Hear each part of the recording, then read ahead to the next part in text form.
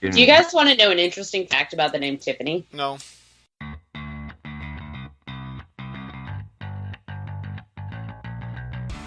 You're listening to the all-new CultureCast, Chicagoland's finest podcast. I'm Nick. I'm the Gorehound. And I'm Jen. And this is the newest episode of the all-new CultureCast. I'm back, everyone, after a week of being off. I'm so glad you guys are happy that I'm back. Yeah, we needed a little bit of organization after last week's debacle. So I hear. I have not had the opportunity to listen to it yet, but I eagerly anticipate it. So here's to that. But anyway, we are back here talking about a classic movie this week. Something that we've not really done much on the podcast, I would say. Especially because it's also a classic romance, and we very rarely hit romance movies. It's true. I don't know if... Well, I guess this would be considered... Jen, would you consider this movie a romance? I mean, I'd say it is romantic. I don't know if I'd consider it a romance, necessarily. Yeah. It has shades of it, but it's definitely different from our normal fare. That movie being Breakfast at Tiffany's. Blake Edwards' Breakfast at Tiffany's, starring... Wait, aren't we doing Breakfast Club? It's the same movie. Breakfast Club was a remake. Little known fact. And Breakfast at Tiffany's was also a prequel to the A-Team TV show. Mm-hmm. Yeah. Anyway, yes, we're going to be talking about the classic Breakfast at Tiffany's. But before we jump into that, what have we been watching? Gorehound, you go first. I have actually been cruising through Daredevil. Just finished the 2 seasons, I think like 2 days ago. And I really enjoyed the first season, and I kind of could care less for the second one. I think I'm really looking forward to Luke Cage, and so I wanted to like prep for that by watching Daredevil and the Jessica Jones. So I'm glad that I watched it because it was entertaining, but I don't know, just didn't really hit the right spots, and I haven't been watching a whole lot. I mean, besides Hellraiser for Thor's Hour of Thunder. And just today I watched a movie called Holidays on Netflix. It's an anthology series based on each of the major holidays of the year. So there's like a short segment on like Father's Day and then like St. Patrick's Day. It was Did they have Arbor Day? No Arbor Day. But sounds like garbage. It was okay. I mean, anthologies are a genre of its own, and it was okay. I watched it because I knew that I got done with my workout at like 6, and I actually sat down at like with an hour and a half left, and I was like, I knew I wouldn't be able to catch the podcast and still finish it. So an anthology you could cut off like after each video. So Jen, what's up? Okay. I went to go see Birth of a Nation with a friend of mine last week, and guys, honestly, and I'm going to say this as a white girl, I think you could feel literally any way about this movie and you wouldn't be wrong. Give us a brief premise. Sure. The premise of the movie. So it's, obviously named after the very famous and very racist 1930s movie that looked at the birth of the KKK. So this was a movie by a black director, black writer, black producer, Nate Parker, who looks... The original Birth of the Nation was 1915, not the 30s. Okay. You know what? It's a very different time era in filmmaking. Sorry. Okay, fair enough. I have not seen the original. Why not? Because I've got like shit to do. But, and I mean, seeing something that's like very racist while also like a very important movie in the history of film. Like, I mean, it's very important, but I also feel like there are other things I could be doing with my life. Well, it's only been out for a few weeks, but it was, I guess, originally at Sundance, and they paid, the highest amount of money ever for a Sundance movie. But anyway, so it's this movie written, directed, and produced by Nate Parker. And it's a period story based on the story of Nat Turner, who led a rebellion of slaves in the 1830s.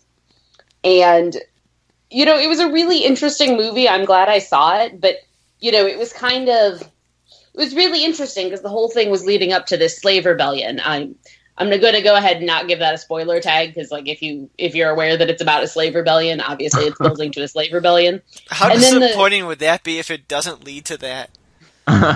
like they end up joining the circus or something, goes on a completely tangent that no one expects. I mean, it almost doesn't. You'd expect a movie that's leading up to something, and that something would be a big part of the movie. But I felt like it was this very small part of the movie.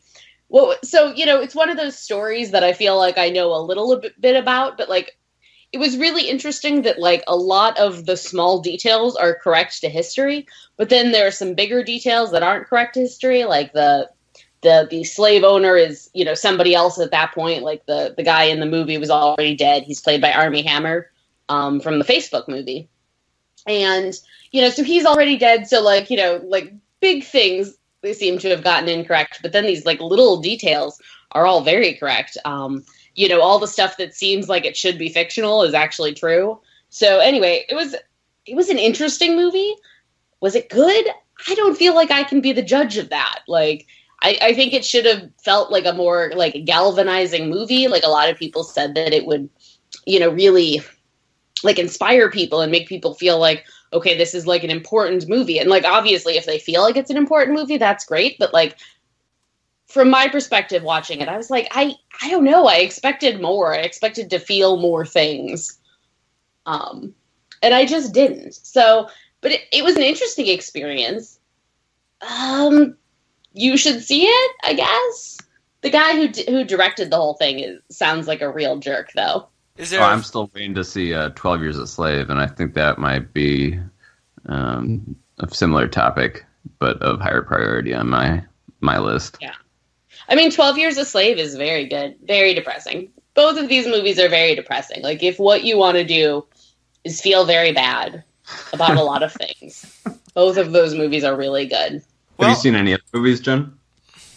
Have I seen any other movies? Yeah. Actually, no. I meant to do some more movies. I was gonna watch The People versus O.J. Simpson, and then I rented the DVD from the library, and then it had gotten damaged. It was all scratched up.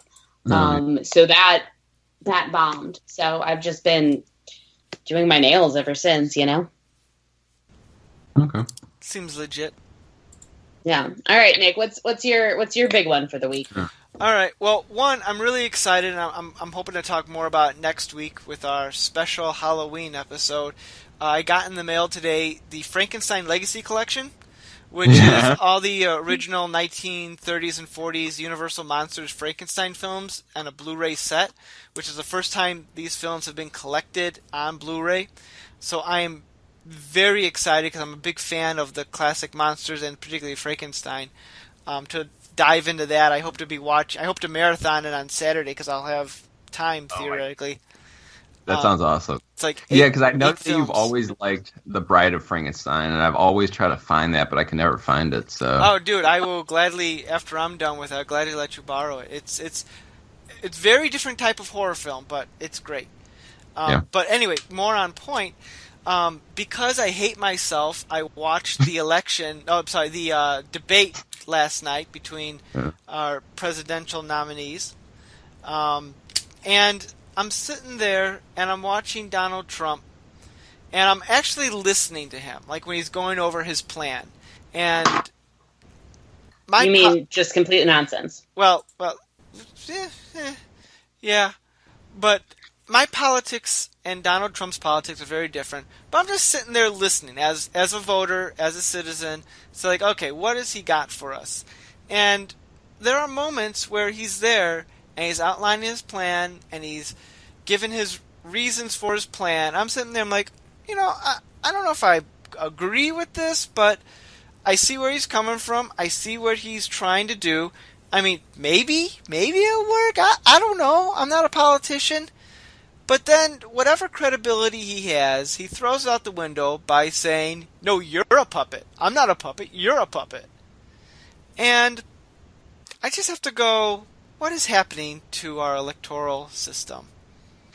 Mm-hmm. Yeah, it's quite a shame. Yeah. So, anyway, I watched the whole 90 minutes because I am a glutton for punishment. Oh. What do they call that? A masochist, where you try to Sadomasochist. Yeah, you would know that. So there's that. That's where I've been mainly watching. Enough talk on that. I suppose we're kind of going all over the place. Gorehound, do you have a man crush of the week? Yes, I do. His name is Franklin Foggy Nelson. From Daredevil? Yes. In particular, the actor who plays him. But he looks like a creeper on the show. No, he doesn't. He has like the slick back. He's short. He's stocky. He has the slick back, like greasy hair. He looked like he just came walking out of a blackened, darkened van. Have you watched the TV series? I've seen the first episode. Okay, no, he doesn't have greasy hair. No, It looks greasy. It's not styled well. Jen, we need someone. Well, I mean, look at me. I mean, I have the worst style ever. Yeah, but you Absolutely. don't look like a pedophile. Guys, I've actually met this guy. No, really? Yeah. Yeah, in Story 2003. Time. So I was in college in Chicago, and they did a filming of the movie, or not a film, like a screening of the movie, The Battle of Shaker Heights, which my mom is from Shaker Heights. Now, the movie had nothing to do with like actual Shaker Heights, but I was like, Mom, we got to go see this. You know, they're doing this. So I got to meet him and Shirley Appleby. Oh, of Roswell. Course. Shirley Appleby. Mm-hmm. She's great. Yeah. I have no idea. And I who think that the is. director was also there, but like the director wasn't on TV, so who cared? Oh, that's super cool. Yeah, so I've actually met this guy. I've never seen your show, Daredevil, because who cares? Oh, and did you meet Shia LaBeouf? Because he was in there. Shia LaBeouf wasn't there. He was probably busy, like, getting arrested at Walgreens or whatever. Gosh, he is so great. Okay, well, let me just give you my spiel. All right, anyway, yeah, why is he your man crush of the week? For 4 reasons in particular. See, I forgot all of my show notes, as I usually do, at work, and so I've been trying to, like, remember everything that I wanted to, like, get out. So, for number 1, he has a fantastic sense of style. He is always spot on, and I always want, like, every tie that he wears on the show. Awesome. Mm-hmm.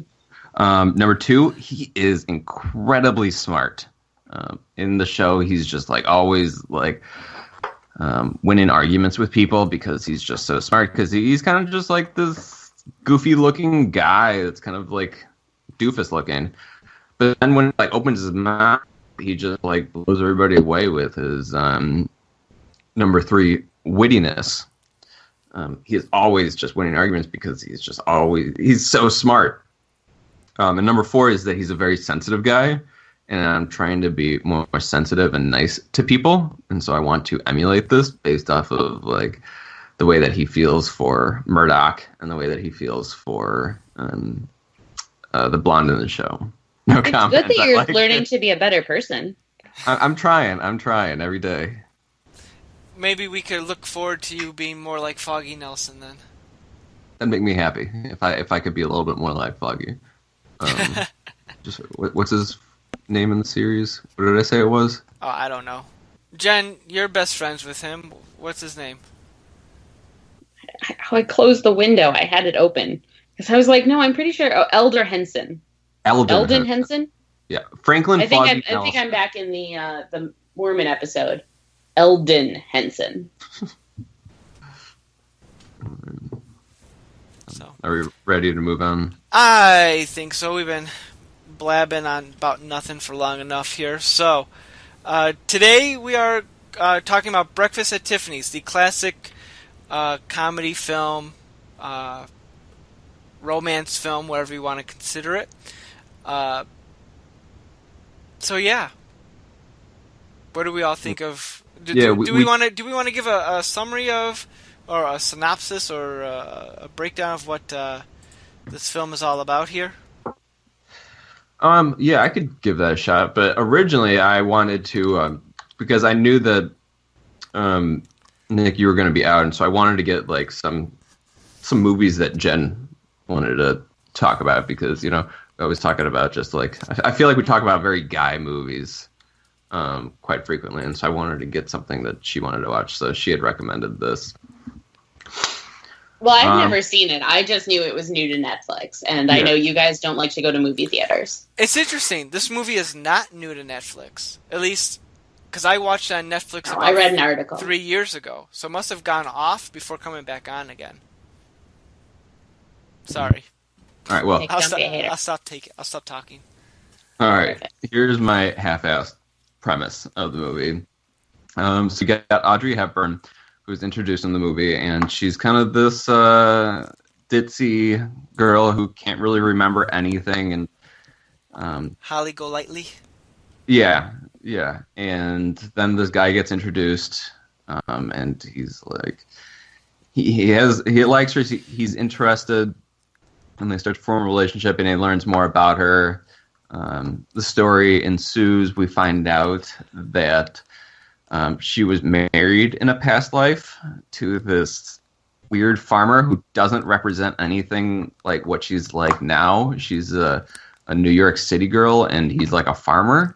And this is a conversation with this writer who is forming a relationship with her. And he's like, oh my gosh, it's like a totally different person. And so he realizes that she was married in a past life and kind of ran away from everything.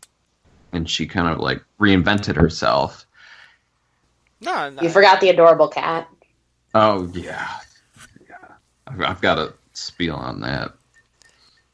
And don't forget about the rich Brazilian. And the racism. Oh, yeah. That's a topic. Oh, yeah. Who is that? I want to say Mickey Rooney, but I don't think that's right. It is Mickey Rooney. It is, okay. So, let's go through initial impressions. Nick, how about yourself? Overall, I like the movie. I think it works on a couple of levels. This character of Holly Golightly, I think, is a very interesting character in that, she is incredibly deep and she's complex. That she's largely a fake person, I felt. Like, she's carefree and irresponsible. She wants to live this, lavish lifestyle. She hosts these parties, but the people she invites to the parties don't care about her. They barely even know her. They're basically using her to, hey, party, okay, whatever. Yeah, they just know that she's a party animal, and that's as far as they get. And she's completely clueless about this. She thinks she's high-end, big stuff, and she really isn't. She's a wannabe. On the other hand, the character of Paul, played by George Peppard. Is it Peppard? Peppard? I don't know. I think it's Peppard. Peppard? Yeah. I think he was kind of a wet blanket in this movie, kind of white bread. And so that I don't know why he puts up with Holly's bullshit as long as he did, but I guess because she's a really interesting character that would warrant, an extra conversation. And each time you talk, it's like, well, I want to dig a little bit deeper into this. Okay, I'll give you that. I guess my frustration with him is that months pass from them seeing one another, because I think they try to date, but it doesn't go very well because she wants to go back to that lifestyle, and he calls her out for it, and she's like, well, whatever. And so they kind of part ways for a couple of months, and it's weird that he's still into her after that time, but I don't know. Movie romance, you kind of have to go with it, but overall, I kind of like the movie. Jen, what was your opinion of it? Oh, yeah. I mean, I had never seen it. I suggested it because it had just come back to Netflix, and it's definitely one of those movies that I felt like, you kind of have this idea of what it is because of pop culture, like Star Wars. But I felt like there was so much more that, I feel like you just kind of have this idea of girls wearing, the little black dress and the hair up in the bouffant and the pearl necklace. And, I guess that's kind of as far as, like the culture gets going into the story. Like I knew a few things. I knew about Mickey Rooney's character and how a lot of people feel very, conflicted about it and everything. Which, I definitely understand where they're coming from, because all of that was very unnecessary. But, but I thought it was a really well done movie. I think it really explores this woman. I'll say though, while I liked it as much as Nick, I kind of felt very different about the character. Like, I didn't think it was that she was fake necessarily. I think it's that she was trying to create her own reality. But like in the process, she was, she wasn't really considering what she wanted. She was kind of going off of this idea of what, like, the it girl.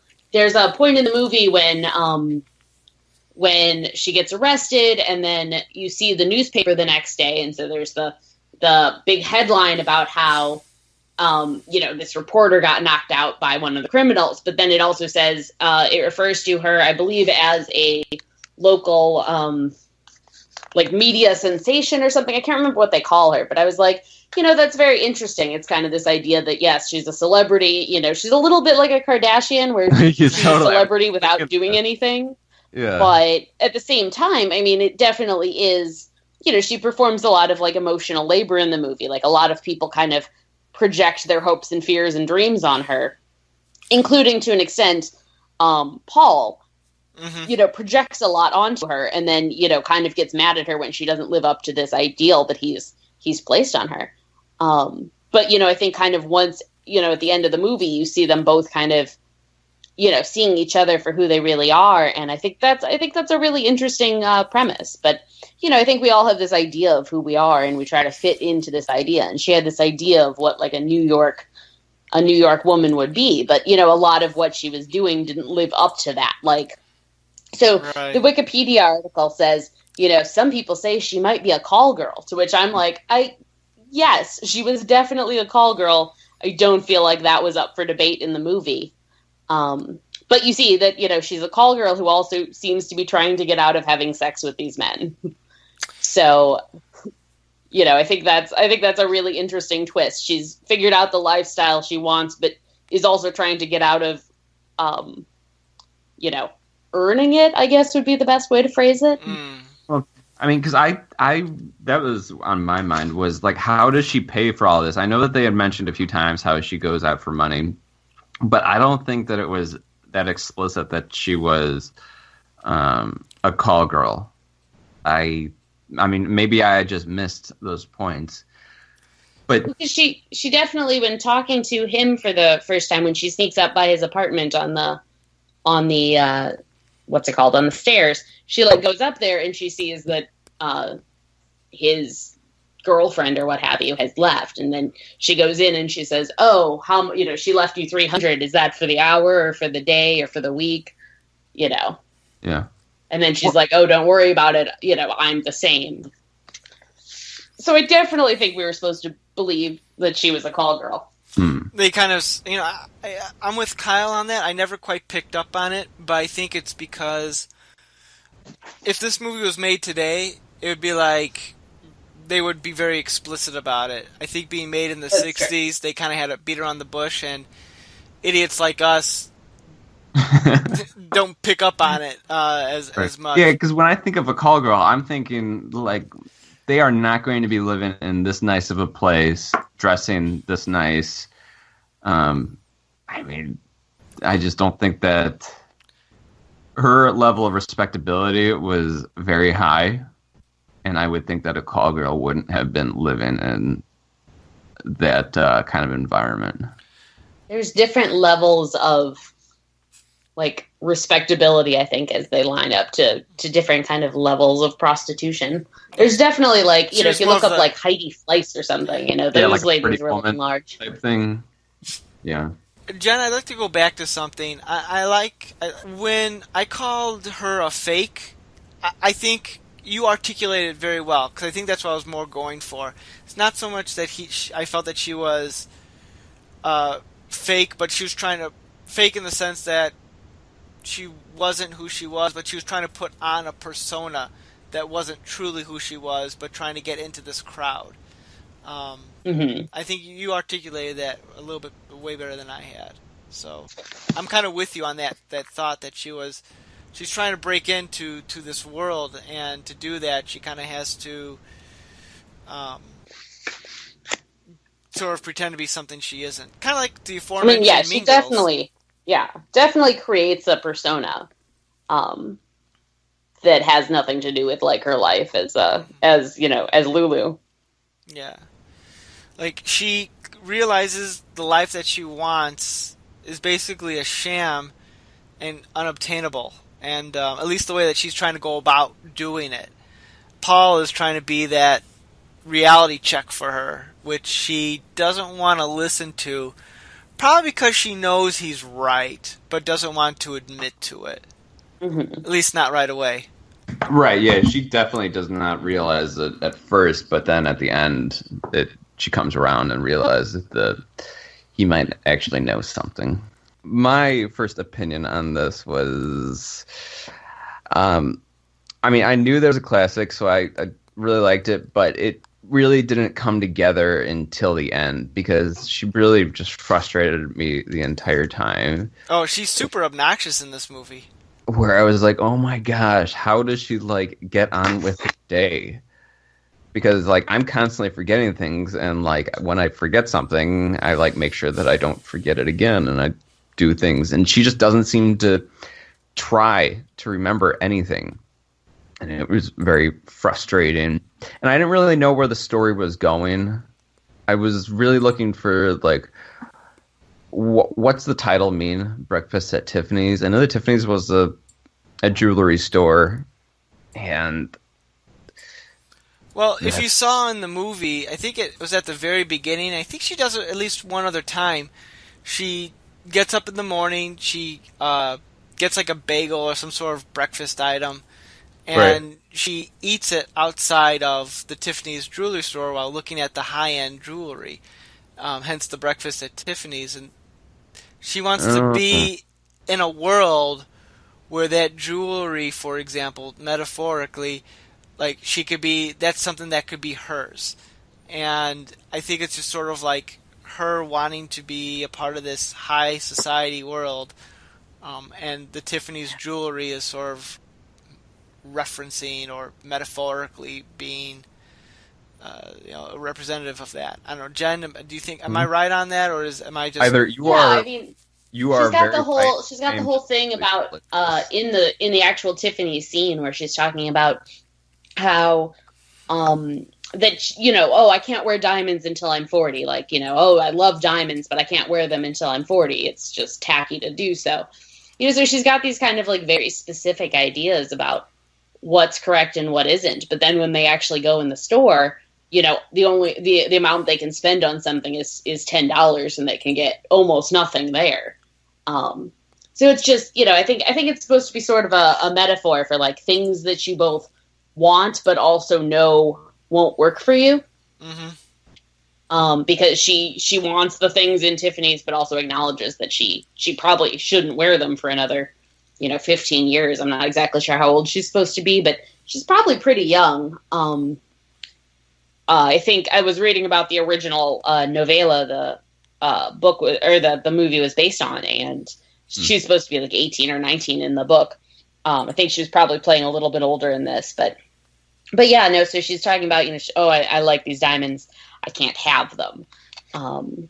So I think it's a little bit of that. I really like this lifestyle, but I'm never really going to fit in. I'm never really going to have the things I want. It really came together at the end, and I don't know why, but like as soon as that cat, the thing with the cat came up, it just like pulled me in. I was like, you leave that cat and I'm done with this movie, because I am quite the cat person. And as soon as she realizes the horrible thing that she did to that cat, I was like, okay, she has some redemption in her for going back for her cat. Even though she threw the cat out the car, she went back for it. And they saved the cat, and then they kissed while holding the cat. It was very romantic. Yeah, dude, that cat. I mean, that cat was spot on because, I mean, like during the party, that cat was just like everywhere. It was crazy, and the cat was like jumping all over the people. I like that. There was some stunt work by that cat. Yeah, I was like, man, Peaches is slacking. There was the scene where the cat ends up like on the blinds, and I was just like. Yeah. That appeared to be a practical stunt. Like, I don't know how they did it. There ain't no CGI in this movie. Yeah. So, I mean, I think somebody just, like, threw a cat at a window. No, that cat was trained. He jumped up there and, did some parkour. I hope so. My idea is so much more depressing.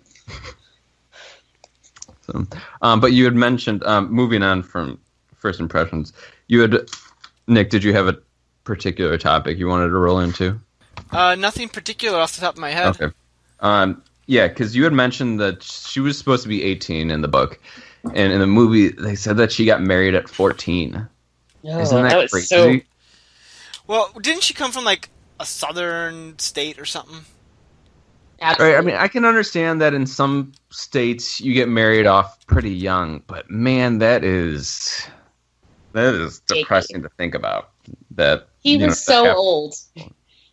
Right, I was like, yeah, maybe that guy was or something, and it was just, I don't know. And I try to think like this is made in the '60s, different time. I mean, obviously with Mickey Rooney, like, was it that different though? I mean, I feel like my grandparents got married when they were of age. But I mean, 14, and it was a forced marriage, or it was like a desperate marriage because she was like she wasn't doing too well and starving, and this was like, right, I'll save you if you marry me. So right, it was really interesting how I feel like we were supposed to find her husband very sympathetic, and I think I did, because they had all the cues that you were supposed to feel sympathy for him, but if you think about it for more than a minute, you're like, ew on so many levels. Like, yeah, I mean, that was the 14-year-old. I mean, guys, I don't know about you, but like when I talk to 14-year-olds, all I think is like, you are so young and therefore very dumb. Yeah, I thought that was the moment for Peppard to really step up and kind of make her realize, like, that's not the life that you want. I mean, even though, I mean, you're trying to create your own reality here, that is not the reality that you want to even take one step towards. I mean, not that, that culture is anything wrong with it, but where she was at, that was not what she wanted, because she had obviously wanted to be a New York girl, and that is not it. But you still see, I feel like you do see a little bit of like affection that she has for him, even though she's acknowledging that like, there's no way I'm going to have a life with you in any capacity. But, I felt like there was still some like affection there. But that was even as, I mean, because consider, again, like, at first you feel very sorry for him, and then he talks about how she's 14, and then he also basically tries to coerce her and says, well, I'll keep your brother from you, and like, that's horrendous. Yeah. And the fact that she named him Fred was really weird, and it kind of indicated to me that, like, she might have actually something wrong with her, or there might be something like much deeper if she's calling him like Fred, and it's not even like a term of affection. It's just that's the name of her brother that she is apparently still alive and waiting for. It was a little weird the first night they met when she kept going, "Oh, you look like my brother. No, you really look like my brother." And like, just in terms of pickup lines that I've ever used in my life, that has not been one. Now, to be fair, I also don't have a brother. I've used that line on a lot of girls. It didn't work. I'm like, "Hey, you look like my brother. Do you want to get a drink?" And then they'd be like, "Weird," and they slap me. Yep. It's just weird. It's a little unorthodox, definitely. But, I mean, Fred was probably the only thing in the world she really loved, so some sort of transference going on there. Yeah. Yeah. I did think it was very funny when he called her agent after she'd gotten arrested, and he was trying to explain who he was, and then finally was just like, oh, it's Fred, and the guy was like, oh yeah, I know who you are. It's a pretty amazing scene. I mean, the thing that I was very surprised about was that if she made up her name, Holly Golightly, that the part she made up was Holly and not the Golightly part. That sounds like such a fake name. Yeah, it does. But, honestly, it also sounds like a name that someone would come up with, in that I want to go and reinvent myself. I need a new name. And this sounds good because it sounds fun. Yeah, I wonder if the use of the fake name, or the choice of the fake name, was deliberate to make it even sound like a fake name. Maybe. I don't know. Wait, I'm just speculating. You're saying that she made up the name Holly, right? She made up the name Holly, but then her husband was Golightly. Abe Golightly or something. Yeah. Right, 'cause Golightly was not the made-up part. It was Holly. Right. Right. I don't know, maybe to go along with the Golightly, it's instantly remember. I guess Golightly itself is rememberable. Yeah. Lulu Mae Barnes Golightly. It doesn't quite roll off the tongue, I suppose. Lulu Golightly? No. If I had a cow, I would name it Lulu. Or is it Lula? Is it Lula or Lulu? Well, I'd only name the cow Lulu. Well, not your cow. Mm-hmm. Her real name in the story. Sorry. Can we move on to the racism?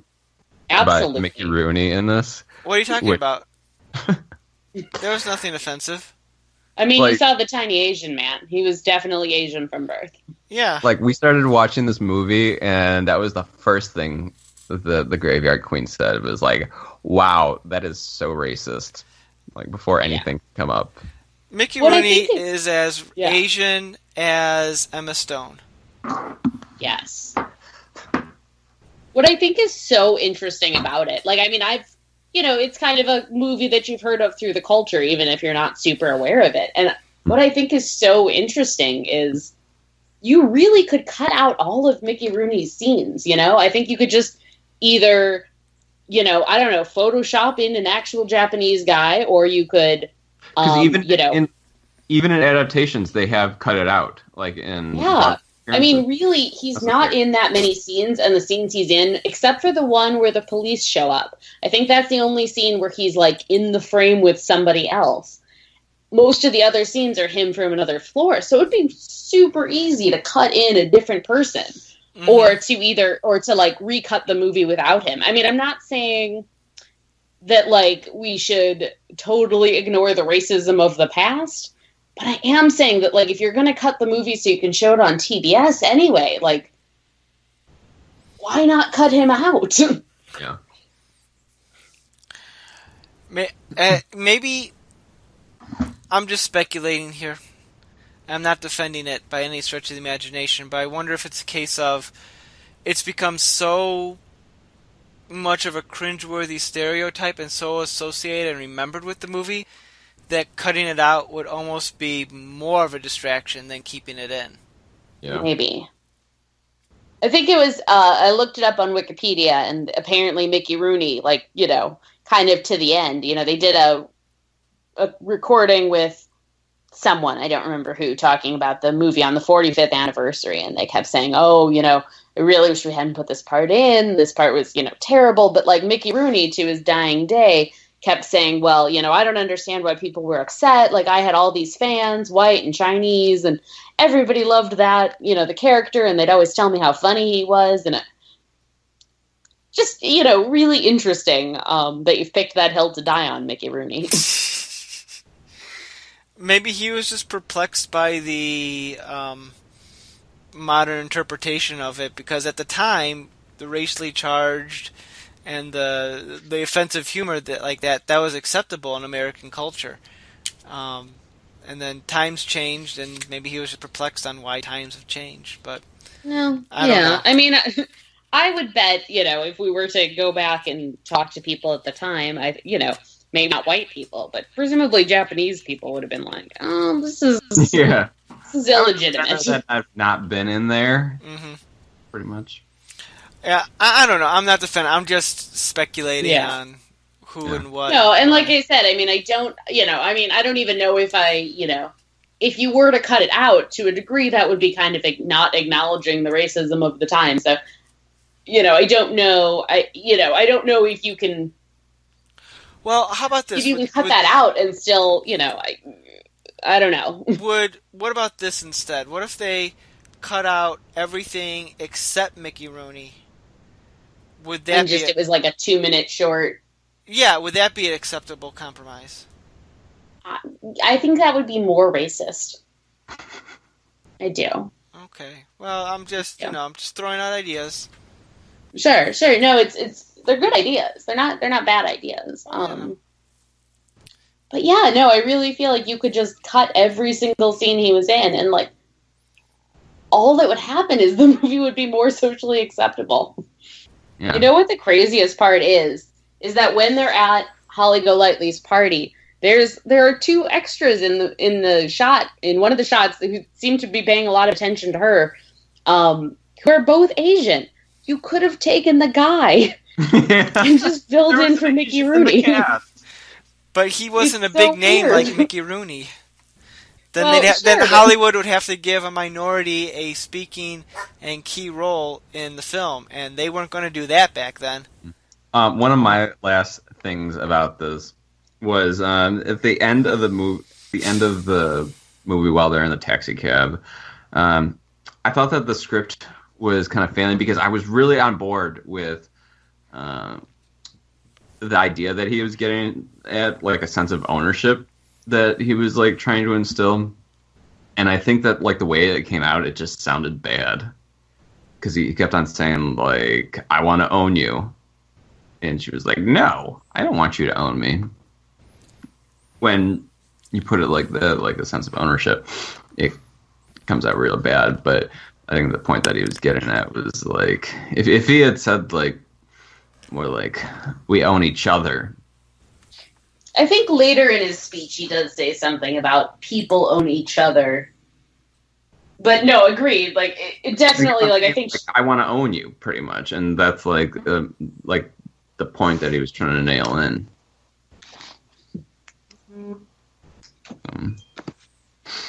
I mean, it's good she kind of like fights him on it. If he just said, "I want to own you," and she said, yes or no, I think that would be very problematic. But I think they do kind of walk it back, and that she responds with, when she says, people don't own each other, and he says, "No, people do own each other." So I think they are trying to come at it from a mutual, not terrifically sexist place. Yeah. So, let me ask you this one. What do you think happened after the movie? Did they stay together, or did she go off back to her crazy life? Oh, it's a happy ending. They stayed together with Kat. So you don't think Kat was the hero? Kat was the hero of this movie to me. Kat was the hero. So you don't think she left him the next day? No, I think that she kind of realized that like she needs to get back to reality and like start creating a reality rather than making one up. Do you think she names the cat? Probably named it Fred. Mm-hmm. No way, Cat. That's the name. Maybe they named it after. Maybe they named it IY after the landlord to justify his existence in this film. No. Probably not. Okay. Probably not. I like the idea she names it Fred. She likes to name everything. She likes Fred. She calls Paul Fred. She calls Fred Fred. Probably calls the cat Fred. Calls the fridge Fred. The cat's real name was Orangey. That's not true. According to Wikipedia. Amazing. It's not trivia time yet, okay? Some people, you look at, the names of their babies, and you're just like you understand that's a person, right? And I feel like, Guy, didn't you understand that was a cat? Cat doesn't want to be named Orangey. He doesn't care. Hey, it was the only cat to win 2 Patsy Awards. Which stands for the Picture Animal Top Star of the Year, an Animals Actor version of an Oscar. None of that's true. No, I am not making this up. We're reading right off of Wikipedia. Orangey beat out Benji. Apparently so. Actually, hey, been Lasty back then. Gorehound, you'll be happy. Orangey won the award. The second time she won the award was for her portrayal of Cat in Breakfast at Tiffany's. So that won him, his role won him the Cat version of an Oscar. Yeah. Wait, so Cat. Yeah, do these still exist? I don't. Well, let me find out. I'm going to click on Patsy Awards. Let's see. The Patsy Award was originally in the Hollywood office of the American Humane Association in 1939. Let's see. The awards ended in 1986 due to lack of funding. Oh wait, hold on. Okay, wait. In 2011, the American Humane Society announced the creation of the Oscars, described as the unofficial animal-centric spin on the Oscars. No. I wish I was making this up. Oh my gosh. This is a real thing. Amazing. Wait, why does it end at 1973? I don't Cocaine know. the horse. Guys, it was all run by Betty White. Betty White loves animals. Also Bob Barker. Did the Patsy Awards end? Yeah, in 1986 due to lack of funding. What? Yeah. That is our motivation from here on out. In 1953, guys, in 1953, there was a movie called Bonzo Goes to College, starring Bonzo the Chimp. Well, obviously. That's the topic of next week's podcast. I would watch it. As soon as we start getting advertising for this podcast, 50% goes to us, 50% goes to a fund for reuniting the Patsy Fund. Here's the thing, that by the 1970s, the awards were on television. So people actually sat down and watched this on TV. I mean, I love award shows. I would have watched this. Yeah, it doesn't seem like it would be very long, though. Well, they wouldn't have the speeches, I imagine. How was it acting in this movie? Rough! Alright, well, that was an interesting diversion. Do we have any final comments on Breakfast at Tiffany's? I do not. Did you ever hear the song Breakfast at Tiffany's? No. It's so bad. Which doesn't actually describe... It's not... I like it. You just said you didn't hear the song. Were you lying to you? Are you lying to me? No, Jen said she didn't hear it. No, of course I heard the song. I was alive in the 90s. Oh, I'm sorry for giving the incorrect impression. No, I rather enjoy the song, to be honest. And I said, what about Breakfast at Tiffany's? It's so good. I mean, it's basically about a girl saying, like, we have nothing in common. And he's like, no, we both sort of liked a movie. And then presumably at the end of the song, she's just like, no, that's not enough to build a relationship on. Yes, it is. Oh, okay. I'm gonna go ask the Graveyard Queen what the one movie you both sort of like is. It was Scrubs. You know, I knew that answer all right. too. Question answered. Boom! Shut down. Mic dropped. Alrighty. Jen, do you have any last any final thoughts on Breakfast at Tiffany's? I think people should go see it. I can't believe I waited this long. And I would like to say that everyone should take a few minutes and Google the article. Hold on, I'm going to tell you what the name of it is. Okay, so on thetoast.net, there was an article called Popular Posters. Hold on. Popular Posters. What the posters in your first apartment say about you now. And it goes through different, like, posters that you've seen in everyone's apartment, and one of them is definitely about the Breakfast at Tiffany's poster. So everyone should look that up, and you guys should link it off of the show notes. If we have show notes, I've never checked.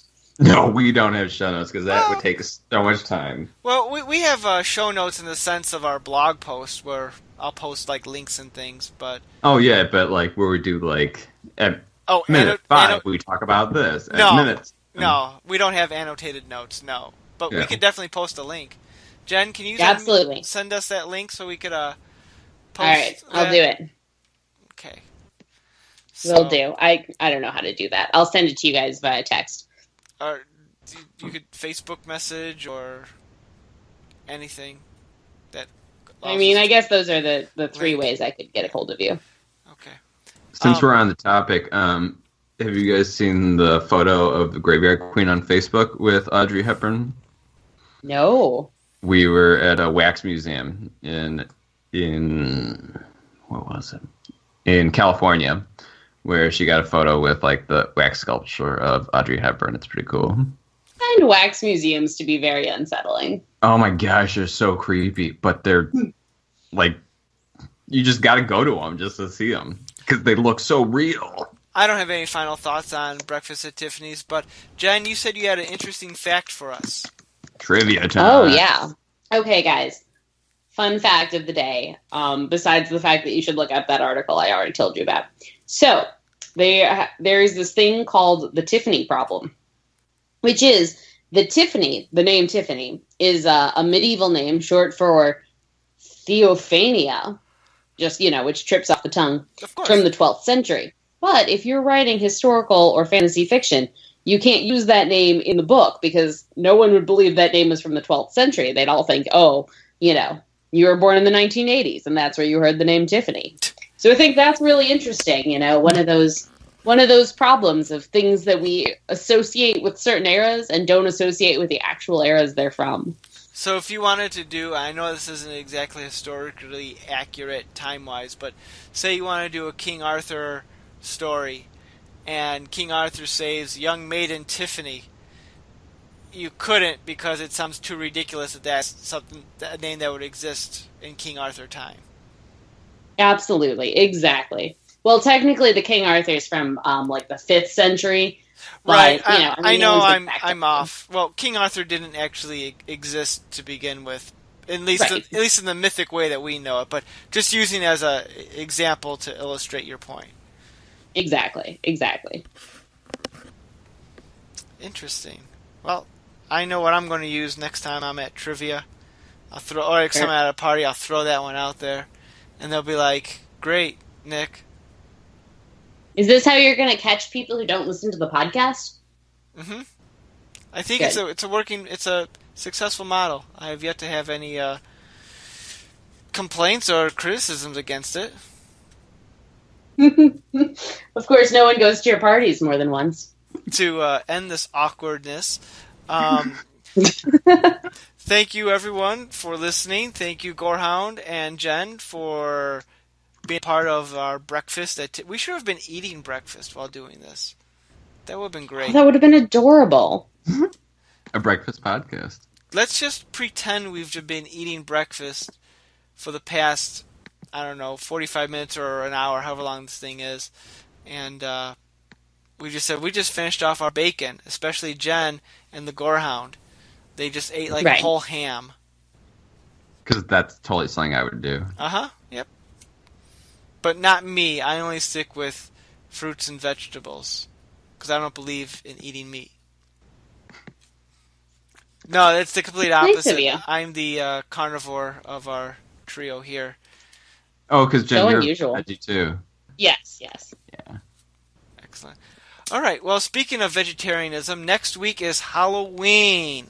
And we are going to have I don't know if I call it a Halloween-themed episode, but we're going to be having a topic that kind of centers around something a little bit more spookier. So be looking for that. And we're also going to be at, by the time this episode goes up, we were already at it, but I'm sure we'll talk about it a little bit. Elgin's Nightmare on Chicago Street. I believe you two are still down with going to that? I got my costume picked out. Awesome. So, I have not bought my tickets. You have not bought your tickets? I'm going to buy my tickets. Oh, okay. I'm going to do it. So I'm sure we'll talk a little bit about that as well. So be ready for that one there. So For my co-hosts, the Gorehound, Jen. This has been the all-new Culture Cast. Oh my god. This has been the all-new Culture Cast. We'll see you next week. You've been listening to the all-new Culture Cast, where every episode is all new. Check out our blog, Zach and Nick's Culture Cast, at znculturecast.wordpress.com, and find us on social media.